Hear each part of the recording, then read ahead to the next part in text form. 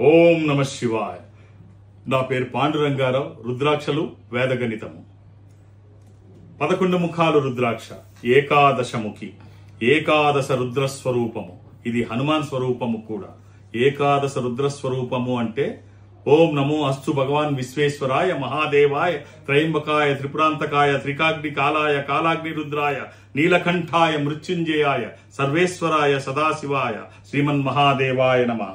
ఈ ఏకాదశ రుద్రస్వరూపం ఏమిటండి? ఈ రుద్రాక్ష ఎవరు ధరించాలి, ఎప్పుడు ధరించాలి, ధరిస్తే కలిగే ప్రయోజనాలు ఏమిటి, మీరే రుద్రాక్ష ధరించాలి, ఏ రుద్రాక్ష ధరిస్తే ఎలాంటి ఫలితాలు వస్తాయి తెలుసుకోవాలనుకుంటున్నారా?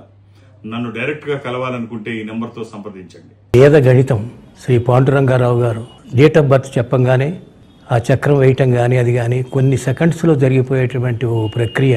అలాంటి వారు మనకి ఇప్పుడు ప్రస్తుతం ఒక్క పాండురంగారావు గారే ఉన్నారేమో అని నాకు అనిపిస్తోంది.